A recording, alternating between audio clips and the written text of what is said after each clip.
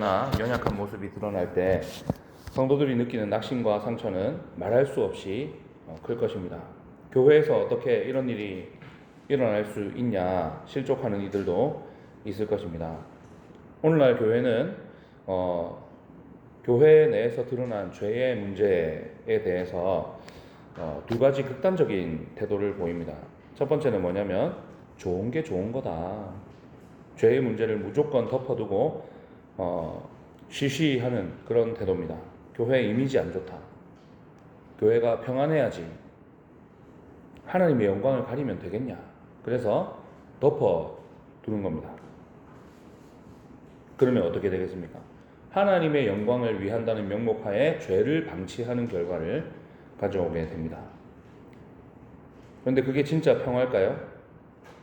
암덩어리를 방치하면 어떻게 되겠습니까? 점점 자라서 그 사람을 죽이게 되는 것이죠. 제거해야 되는데 제거하지 못하면 그렇게 됩니다. 다른 하나는 뭐냐면 정죄하는 거예요. 정죄하는 거. 지체가 누가 죄를 지었어요. 그런 사실이 드러났을 때 혈기와 감정을 앞세워서 상대를 아주 짓밟고 완전히 매장시켜버리는 그런 태도를 보일 때가 있다는 것입니다. 여기에는 뭡니까? 공의는 있는데 뭐가 빠진 거야? 사랑이 빠진 겁니다. 생명을 살리는 복음의 능력이 작용할 여지가 없는 것입니다. 그러면 우리가 붙잡아야 될 진짜 성경적인 태도는 뭘까요? 교회에서 누가 범죄했어요. 어떻게 해야 될까? 오늘 말씀은 사도 바울이 경험했던 뼈아픈 갈등의 상황을 통해서 우리에게 교회 안에, 공동체 안에 은밀하게 들어온 죄를 어떻게 다뤄야 할까? 영적인 원리를 가르쳐주고 있습니다. 당시 고린도 교회에는 사도 바울의 그 사도권의 의문을 제기하면서 당신 진짜 사도 맞냐? 사도 자격 있냐? 이렇게 하면서 공동체를 선동해서 분란을 일으킨 그런 사람이 있었습니다. 고린도 교회를 개척하고 그들을 양육한 다음에 전도 여행을 계속 이어갔던, 그러니까 그냥 개척만 하고 딱 빠진 게 아니라 양육을 오랫동안 했어요. 그렇게 하고 전도 여행을 계속 이어갔던 사도 바울이 두 번째로 고린도 교회를 방문했을 때 이 사람으로부터 아마도 공적으로 모욕을 당하지 않았나 이런 생각이 납니다. 이런 생각 추정을 합니다. 그런 상황에서 교회가 그런 일이 일어나면 그 사람을 어떻게 해야 되겠어요? 치리해야겠죠. 교회에 분란을 일으켰으니까. 그런데 안 했던 것으로 보입니다. 내가 가르치고 양육한 성도가 나를 대적하고 분란을 일으키는 상황 겪으면 얼마나 힘들겠습니까? 그죠? 이런 아픔을 겪고 에베소로 돌아온 사도 바울은 깊은 고민과 기도 끝에 고린도 교회를 향해서 눈물의 편지를 써보냈습니다. 그러니까 고린도 전서를 썼고 회개했다고요, 안 했다고요? 회개 안 했어요. 그래서 다시 이제 눈물 젖은 편지를 써보냈다는 거예요. 오늘 말씀은 바로 그 눈물의 편지에 담아 보냈던 고린도 전서와 후서 사이에 보냈던 그 사도 바울의 진심과 또 주님의 몸된 교회를 지키기 위한 거룩한 싸움을 함께 보여주고 있습니다. 오늘 우리는 교회 안에 들어온 죄, 공동체 안에 들어온 죄를 어떻게 다뤄야 할까 말씀을 통해서 살펴보겠습니다. 첫 번째는 죄를 아주 단호하게 지적하고 치리해야 되는 것입니다. 3절에 이렇게 되어 있습니다. 내가 이같이 쓴 것은 내가 갈 때에 마땅히 나를 기쁘게 할 자로부터 도리어 근심을 얻을까 염려하며 또 너희 모두에 대한 나의 기쁨이 너희 모두의 기쁨인 줄 확신함이로라. 바울은 여기서 내가 이같이 쓴 것을 언급하고 있습니다. 방금 말씀드린 대로 고린도 전서와 후서 사이에 보냈던 또 다른 편지를 내가 이같이 쓴 것은 이렇게 이제 묘사하고 있는 것입니다. 그리고 그 내용이 뭐였냐?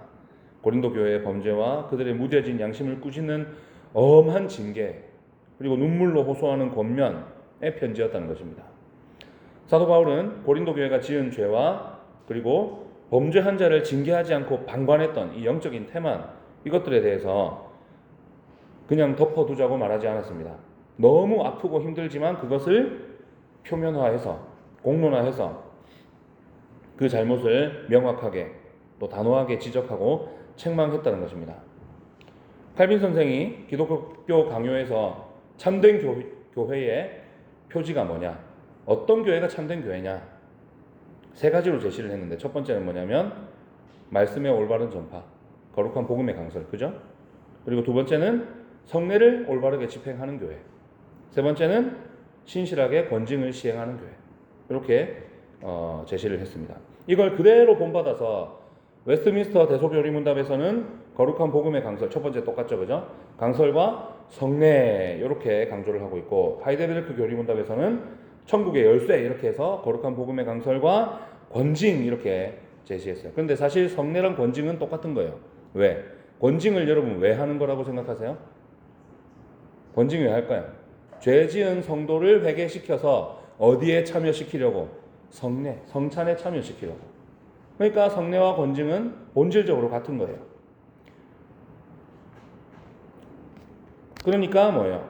고린도 교회 같이 죄 지은 성도가 있는데 그 사람을 건드리지 않고 그냥 넘어간다? 치리와 권징이 없는 거죠, 그죠? 이런 교회는 참된 교회라고 할 수 있다고요, 없다고요? 없다는 것입니다. 울타리가 부서진 양떼는 늑대 밥이 될 수밖에 없는 거죠, 그죠? 죄를 단호하게 지적하고 다스리는 게 그 사람을 공격하기 위해서가 아니라 그 사람을 지키기 위해서요. 교회에 법이 있고 그 법을 적용해서 성도들을 다스리고 치리하기 위한 치리회로 당회가 있고, 목사는 누가 치리해요? 노회에서 치리하고, 이렇게 다 있는 이유가 뭐겠어요? 그것을 통해서 그 사람을, 죄를 지은 그 사람을 뭐 하기 위해서? 구원하기 위해서, 건져내기 위해서, 그리고 그 사람이 속한 공동체인 교회를 보호하기 위해서 치리가 존재하는 것입니다. 그런데 그런 죄를 지적하고 다스리는 영적인 권위가 사라진 교회는 결국 어떻게 되는 겁니까? 거룩함을 잃어버릴 수밖에 없는 거예요. 왜? 죄를 방치하는데 어떻게 거룩해요? 그렇지 않습니까? 칼빈 선생은 교회가 권징을 행해야 되는 이유를 세 가지로 정리했어요. 첫 번째는 뭐냐면 하나님의 영광을 위해서. 죄를 그냥 놔두면 안 되는 이유가 뭐 때문에? 하나님의 영광을 위해. 아까 하나님의 영광을 위해 한다는 명목하에 뭐 했어요? 죄를 감추는 교회들이 있었잖아요. 그거 아니라고요. 덮어두면 안 되고 드러내야 돼요. 교회가 죄를 묵인하고 죄에 대해서 침묵하면 세상 사람들이 누구를 그런 분으로 오해할까요? 하나님을 그런 분으로 오해하는 겁니다. 두 번째는, 이건 칼빈 선생의 표현을 그대로 빌린 거예요. 누룩이 온 덩이에 퍼지는 것을 막기 위해서. 예수님께서 그 말씀 하셨죠, 그죠? 바리새인들의 누룩을 조심해라. 누룩이 온 덩이에 퍼지는 것을 막기 위해서. 죄는 전염성이 강합니다. 그래서 방치하면 결국 어떻게 된다고요? 교회 공동체 전체를 물들이는 겁니다. 한번 생각해 보십시오. 작은 죄 하나 허용하고 하다 보니까 한국 교회가 지금 이 모양까지 온 거거든요. 타협하면 안 되는 거예요. 세 번째는 뭐냐면, 이게 이제 결국 그 핵심이죠. 범죄자로 하여금 부끄러움을 느끼고 어떻게 만들기 위해서? 회개하고 돌아오게 만들기 위해서. 죄를 보고도 모르는 척하는 것이, 그래서 이게 참된 사랑이 아닌 거예요.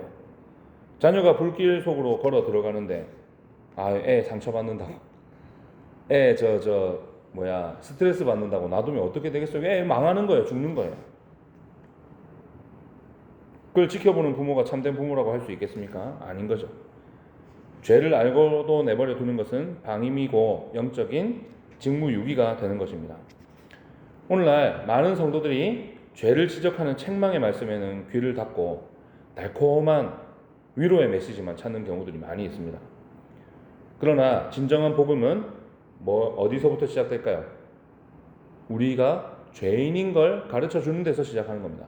전도의 시작도 뭐라고요? 너 죄인이다, 이것부터 시작하는 거거든요. 성령님은 우리 마음에 오셔서 가장 먼저 하시는 일이 뭘까요? 죄에 대해서, 의에 대해서, 심판에 대해서 책망하시는 거예요. 죄를 깨닫는 데서부터 나한테 누가 필요하다는 걸 아는 거야. 하나님 필요하다는 걸 아는 거거든요. 그렇기 때문에 우리는 이거 정말 중요합니다. 교회의 치리에 순종해야 돼요. 순종. 교회의 정당한 치리에 순종하지 않으면 정말로 나를 향해서 천국 문이 닫히기라도 할 것처럼 두려운 마음으로 순종하고 뭘 해야 되는 거야? 죄를 회개해야 되는 거야. 와, 이 치리, 나를 치리해? 나를 사람들 앞에서 꼽을 주네? 망신 주네? 내가 이 교회 아니면 다닐 곳 없어? 때려치우지 뭐 이러고 교회 떠나가지고 다른 교회 가고, 그 간 교회는 또 받아줍니다. 또 그 사람을.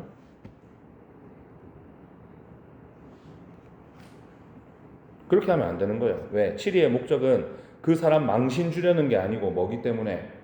회개하고 돌아오게 만드는 거기 때문에. 그렇기 때문에 치리를 할 때도 지혜롭게 잘해야겠죠. 그죠? 너 이런 죄 지었지, 너 수찬 정지, 이렇게 하면 그죠? 안 되는 거예요. 두세 증인을 데리고 가서 권면하고, 당회를 열어서, 그죠? 당회에 불러다 놓고 당회원들이 또 권면하고, 그래도 안 들으면 이제 칠이라는 것을 행하게 되는 것입니다. 우리 산동교회가 하나님의 말씀의 기준 앞에서 죄를 죄로 인정하고 죄의 문제를 단호하게 드러내고 지적해서 치리함으로 거룩한 공동체가 되기를 기도하시고, 또 뭐예요? 그런 일이 안 생겨야겠죠. 그죠? 그런 일이 생기지 않도록 먼저 거룩한 교회로 세워질 수 있도록 하시고, 또 그런 일이 혹 생겼을 때 교회의 질서를 잘 받아들이고 치리에 순종하시기를 축복합니다.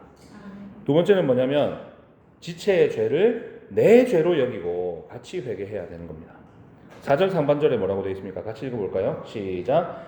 내가 마음에 큰 눌림과 걱정이 있어 많은 눈물로 너희에게 썼노니. 사도 바울은 고린도 교회의 죄를 지적하고 권징을 촉구할 때 팔짱 끼고 서서 고개를 이렇게 쳐들고 턱으로 상대방 가리키면서 이렇게 정죄하지 않았습니다. 그의 고백을 보십시오. 그 마음에 뭐가 있습니까? 내 마음에 큰 눌림과 걱정이 있었다. 큰 눌림과 걱정이 있었고, 그 앞에 쓴 편지에 뭘로 편지를 썼다고요? 많은 눈물로 너희에게 썼다. 눌렸다. 눌림. 헬라어 명사를 보면 사방에서 맷돌처럼 짓누르는 극심한 압박감을 얘기하는 거예요. 자기가 죄 안 지었어요. 고린도 교회가 죄 지었어요. 그런데 누가 지금 그 눌림, 압박감을 느끼는 거예요? 사도 바울이. 왜 그랬을까요? 그 고린도 교회에서 저질러진 죄들 뭐 많잖아요. 분란 일어났죠. 음행했죠. 우상의 재물 먹는 문제 가지고 성도들, 믿음 약한 성도들 실족하게 만들었죠. 은사 문제, 교회 예배 질서 뭐 난리가 났었잖아요. 그걸 마치 누구 죄처럼 여긴 거야. 자기 자신의 죄인 것처럼 뼈 아프게 느끼면서 함께 고통스러워하는 겁니다. 이게 바로 교회의 신비예요. 교회가 뭐라는 방증입니까? 그리스도의 몸이라는 방증인 겁니다. 우리가 다 연결되어 있는 거예요. 그래서 지체가 아프면 나도 같이 아픈 겁니다. 이 같은 마음이 저와 여러분에게도 있기를 바랍니다. 옆에 있는 지체가 범죄해서 무너졌을 때 그 사람 잘못이지 나랑 무슨 상관이냐 이러면 안 되는 거예요. 손가락 하나에 가시가 박히면 온몸의 신경이 거기로 다 쏠려가지고 일이 안 되잖아요. 일이 손에 안 잡히잖아요. 여러분, 제가 지지난주에 발가락 수술했거든요. 수술이라니까 이상하다. 발톱을 조금 잘랐어요. 내성 발톱이라 가지고. 와, 실수로 어디 톡 부딪혔거든요. 진짜 살살 톡 부딪혔는데 문제 펄쩍 뛸 만큼 아픈 거예요. 그리고는 이 엄지 발가락 끝에 온 신경이 다 쏠려가지고 길 걸을 때도 어디 부딪힐까, 막 양말 신고 벗을 때도 막 걸릴까, 온 신경이 거기로 쏠려가지고 뭐가 손에 안 잡히더라고요. 그와 마찬가지로 지체의 죄는 곧 뭐예요? 공동체 전체의 아픔이고 나의 부끄러움이 돼야 한다는 겁니다. 에스라 9장에 어떤 내용이 나옵니까? 백성들이 이방 여인들과 혼인해서 범죄했다는 소식을 듣고 학사 겸 제사장이었던 에스라가 자기 죄가 아닌데도 어떻게 합니까? 옷을 찢고 머리털과 수염을 쥐어 뜯으면서 기가 막혀서 주저앉아 있었다. 그리고 하나님 앞에 엎드려 고백하는 거예요. 우리 하나님의 얼굴을 들지 못할 것은 우리 죄악이 머리에 넘치고 우리 허물이 하늘에 미침이니이다. 에스라 자기가 죄 안 지었거든요. 그런데 그 백성들의 죄를 자기 죄로 떠안고 하나님 앞에 회개하는 거예요. 그 위대한 회개의 기도가 터져 나올 때 이거 정말 메시아적인 기도 아닙니까? 예수님께서 똑같이 뭐라고 기도하세요? 아버지여 저들을 용서하소서 자신들이 하는 일을 알지 못함이니이다. 이렇게 기도하니까 어떤 일이 일어난 거예요? 온 백성이 나와서 함께 통곡하면서 그때 그 이스라엘 공동체에 그 유다 공동체 포로에서 돌아온 유다 공동체에 영적인 대각성과 회개 운동이 일어나 가지고 백성들이 아멘 아멘 하면서 율법의 말씀 듣고 하나님 앞에 경배하고 울잖아요. 그런 놀라운 역사가 일어난 것입니다. 누군가의 연약함과 범죄가 눈에 보이십니까? 그것을 비판하고 소문내고 망신주라고 하나님이 그걸 알게 하셨을까요? 그게 아니죠. 골방에 들어가서 가장 먼저는 뭡니까? 저 영혼을 위해서 피눈물 흘리며 대신 기도하라고 주신 영적인 신호라는 것입니다. 그렇게 믿으시고 저 사람의 죄가 나의 죄임을 고백하면서 그 사람과 그로 인해 상처받은 성도들 주의 몸된 교회를 고쳐달라고 기도하시기를 축복합니다. 그리고 이런 일을 알게 되면 가장 먼저 소문내지 말고 어디다 얘기해야 될까요? 당회에다가 보고하셔야 됩니다. 그렇게 해서 당회에서 질의를 하도록 여러분이 하셔야 돼요. 개인적으로 물론 찾아갈 수도 있겠지만 당회에 먼저 보고하셔서 당회가 권면하도록 그렇게 하셔야 됩니다. 이런 애통함과 회개의 기도가 우리 교회에 넘쳐날 때 어떻게 되겠습니까? 공동체를 무너뜨리라는 악한 영들이 그 길로 쫓겨나고 우리 교회가 거룩한 공동체로 튼튼하게 서갈 줄 믿으시기를 바랍니다. 세 번째는 감정은 배제하고 어떻게 해야 될까요? 사랑으로 그 사람의 회개를 촉구해야 된다는 것입니다. 1절 2절 내가 다시는 너희에게 근심 중에 나아가지 아니하기로 스스로 결심하였노니 내가 너희를 근심하게 한다면 내가 근심하게 한 자밖에 나를 기쁘게 할 자가 누구냐.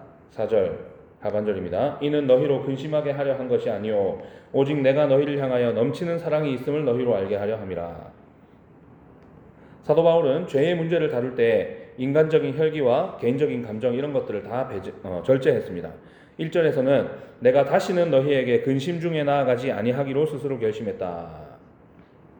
그래서 1장 얘기할 때 나눴죠. 그가 고린도 교회를 2번 방문하려던 계획을 늦췄잖아요. 그죠? 그래서 늦춘 거예요. 너희에게 근심 중에 나아가지 아니하기로 맹세했기 때문에. 만약에 바울이 자기 감정을 다 제대로 추스리지 못하고 분노가 가득한 상태에서 그리고 고린도 교회에 찾아가서 그들과 한바탕 하면 어떻게 되겠습니까? 그들도 지금 마음이 완악한 상태예요. 회개하지 않았습니다. 바울은 지금 그것 때문에 답답해 미칠 지경이에요. 그러고 만나면 그냥 불꽃만 튀는 거예요. 바울의 영적인 권위도 무너지고 이게 결국은 뭐예요? 공적인 권징이 되지 않고 진흙탕 싸움 하다가 끝났겠죠. 그죠? 교회 박살나고 깨지고. 그래서 사도 바울은 자신의 감정이 격앙돼 있을 때 직접 찾아가는 일을 보류하고 스스로 결심해서 멈춘 거예요. 그래서 고린도 교회를 방문하는 계획을 늦춘 것입니다. 그리고 자기 감정을 잘 정리한 다음에 뭘 갖고 그들에게 나아가야겠어요? 뭘 가지고 나가야 그들이 설득이 되겠습니까? 하나님의 말씀 가지고 나가야 되는 거예요. 오직 하나님의 말씀과 진리의 기준을 따라서 직접 만나면 이게 잘 쉽게 안 되니까 그들이 지금 마음이 완악한 상태고 고린도 전서 보냈는데 회개 안 했잖아요. 지금 그죠? 자기가 한번 찾아갔는데도 말 안 들었잖아요. 그러니까 그걸 전달할 그 자신의 뜻을 전달할 수단으로 뭘 쓰는 겁니다. 편지를 다시 썼던 겁니다. 눈물의 편지. 죄를 지은 성도를 치리하는 목적이 뭐기 때문에 상대를 파괴하고 망신 주고 정죄하는 데 있지 않고 뭡니까? 회개시켜서 살리는 데 있기 때문에. 그래서 우리는 4절 하반절을 마음 깊이 새겨야 되는 겁니다. 이는 너희로 근심하게 하려 한 것이 아니요 오직 내가 너희를 향하여 넘치는 사랑이 있음을 너희로 알게 하려 함이라. 사도 바울의 모든 책망과 징계 이것의 유일한 동기가 뭐냐? 넘치는 사랑이었다는 거예요. 너희들 망신 주려고 한 게 아니고. 그래서 그는 고린도 교회 성도들에게 상처 주는 걸 목적으로 삼지 않았습니다. 오히려 뭡니까? 그들이 죄에서 돌이켜서 하나님과의 관계를 회복하고 궁극적으로 바울 자신과 그들 사이에 참된 교제를 회복하기를 원했습니다. 앞서 말씀드린 것처럼 나를 근심하게 만든 바로 그 사람이 진정으로 회개하고 돌이킬 때 비로소 나에게 가장 큰 영적인 기쁨을 안겨줄 수 있기 때문입니다. 우리가 가정에서 자녀를 훈육할 때 또 교회에서 지체의 잘못을 권면할 때 실패하기 쉬운 가장 큰 원인이 바로 여기 있습니다. 처음엔 사랑으로 시작하죠, 그죠? 안타까움을 가지고 그 사람에게 다가가서, 야, 너 뭐 이런 모습들을 내가 봤는데 이거 진짜냐? 사랑으로 시작을 했는데 결국 어떻게 됩니까? 그 사람이 마음을 방어 기제가 발동해가지고 내가 왜 이렇게 되면 너 양심 없네, 양심 없네, 덤비네. 이러다가 내 자존심도 상하죠. 지금 상대방도 자존심 상했죠.